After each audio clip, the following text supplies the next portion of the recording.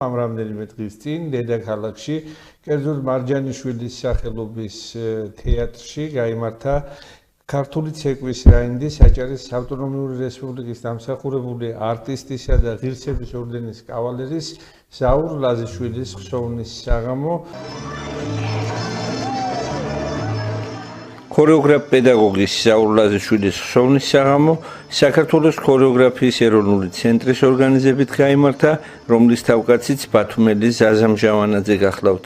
ხსოვნის საღამოს და მის ფარგლებში გამართულ ფესტივალ კონცერტს ზაურ ლაზიშვილის ოჯახის წევრები, მეგობრები, კოლეგები და მისი შემოქმედების თაყვანისმცემლები ესწრებოდნენ.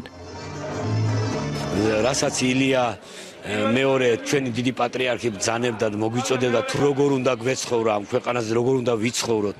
სწორედ ამ გზით გაიარა ამ დიდებულმა ადამიანმა ეს 81 წელი და მათ შორის 62 წელი დიდ სცენაზე. ქართული ქორეოგრაფიის წიაღში, ასე თქვა და არაერთი თაობები ყავს აღზრდილი, აღარ ვლაპარაკობ, მათ შორის ერთ-ერთი მეც გახლავართ. მისი მარადმწვანე სტუდენტი ვიყავი 6 წელი ვისწავლე ბათუმის კულტურულ საგანმანათლებლო სასწავლებელში, მიუხედავად იმისა, რომ 3 წლიანი იყო მაშინ. და მაიძულა, ასე რომ ვთქვათ, კარგი გაგებით რა, ვთქვათ, ყველაფერი გააკეთა იმისათვის, რომ მე დღეს ამ დიდებულ სცენაზე დამდგარიყავი და მისი, ასე ვთქვათ, კარგი იქნებოდა, რომ მისი სიცოცხლის დროს გამეკეთებია უფრო ბევრი, უფრო რაღაც საიმედო, ასე ვთქვათ, მაგრამ ის იმ ქვეყნიდანაც აქეთ, ასე ვთქვათ, საქმეს გვაკეთებინებს და ეს ნათელი მაგალითია დღევანდელი დღე.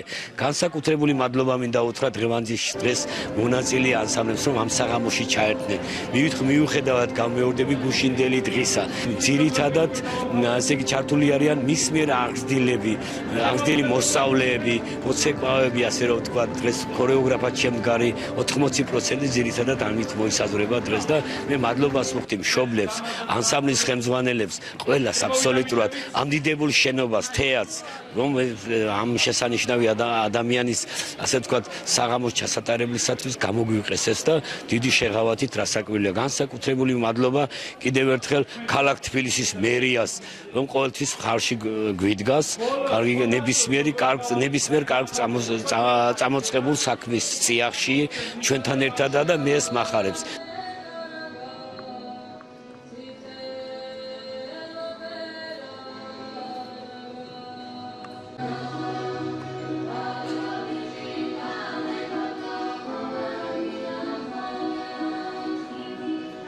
ბატონი ზაური იყო ჭეშმარიტი დიდ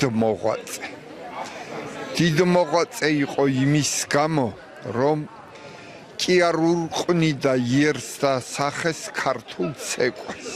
პირიქით ეძებდა, იყო მაძიებელი სულის ადამიანი და ამ ყველაფერს ამყნობდა ქართულ ძირზე.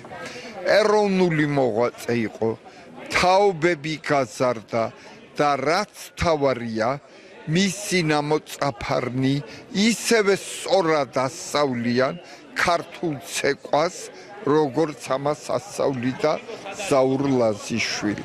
რა თქმა უნდა, ფოლკლორის ცენტრის აი ეს მოქმედება არის მისასალმებელი, მისაბაძი, რომ იმნაირ მოღვაწეებს, როგორიც იყო ბატონი ზაურ ლაზიშვილი, უნდათ პატივის მიღება.